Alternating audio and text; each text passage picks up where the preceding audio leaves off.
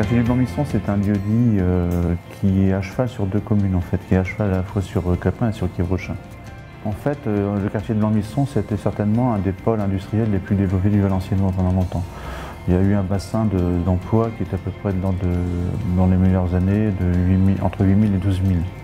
Il y avait sur le Blanc-Mistron verrerie, aciérie, usine au noir qu'on appelait une usine à boulet. Il y avait la gare de Blanc-Mistron qui était la première gare transfrontalière outre-Quiévrain. Après le choc de 73 et le démantèlement de la sidérurgie, ça fait que le quartier a explosé, quoi. Aussi bien sociologiquement qu'industriellement.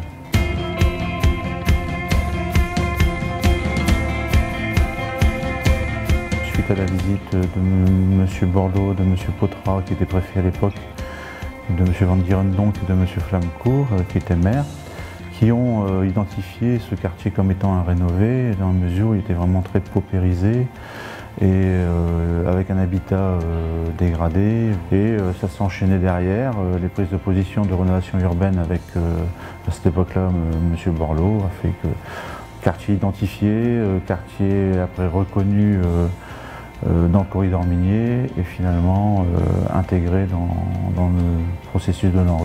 Et depuis la signature de la convention de 2008, convention financière, c'est un quartier qui est en pleine rénovation.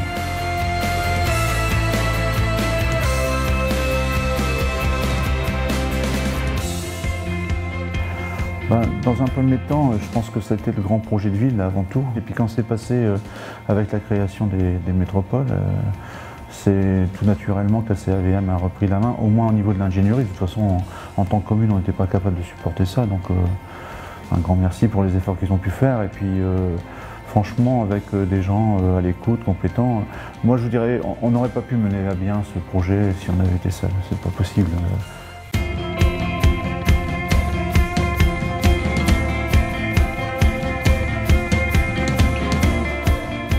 La rénovation du quartier du Blanc-Mistron, c'est la construction de 103 nouveaux logements au total. 75 logements sociaux construits par Valeno Habitat, dont un béguinage de 16 logements au Clos des Verriers, un collectif de 6 logements rue de la Gare et 47 logements sur l'îlot du 11 novembre. Pour l'accession à la propriété, 28 logements sont prévus, dont 12 réalisés par Pierre et Territoires de France.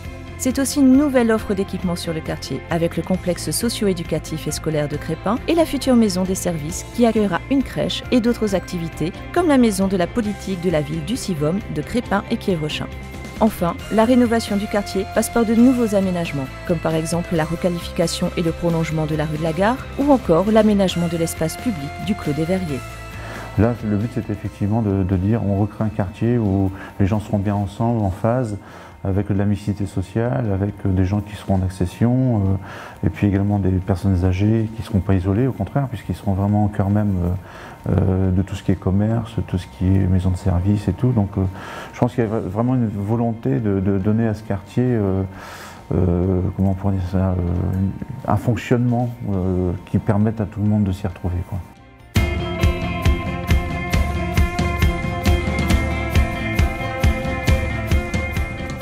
Les enfants, ils ont grandi là-bas, donc ça fait drôle.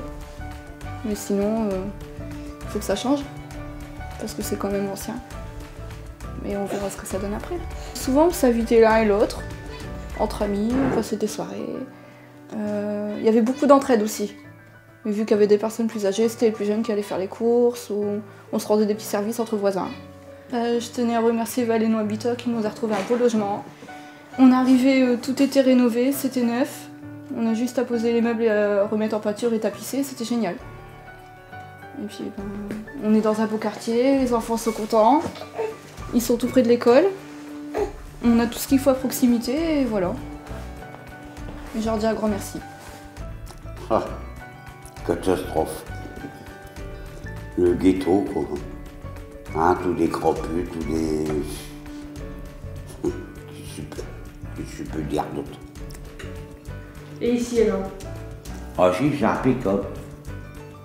Quand je suis venu ici, on me dit pour moi tout seul, oh c'est trop grand. Naturellement, il n'y avait pas de... Enfin, c'était pas meublé et tout. Mais bon, au début, ça paraît... Parce que j'ai toujours l'habitude de vivre plutôt dans les petites pièces.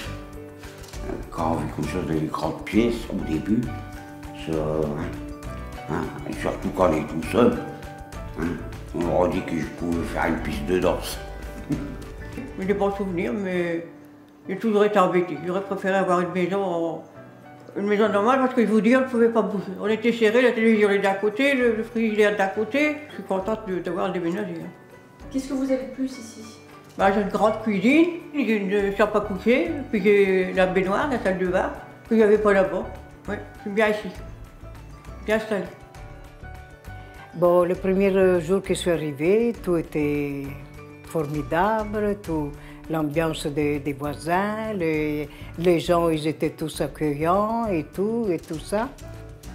Mais au dernier moment, c'était plus les mêmes maisons. On dormait jamais, on veillait jour et nuit. Qu'est-ce que ça m'a changé, c'est que là-bas, ici, j'ai des douleurs, mais c'est encore une autre douleur. C'est pas encore la même douleur que j'avais là-bas. Là-bas, c'était vraiment l'angoisse. Toujours des douleurs au cœur, toujours la peur et tout. Et ici, vous êtes bien, vous avez tout ça? Oui, ici c'est bien. Ici, mon cœur, il est reposé.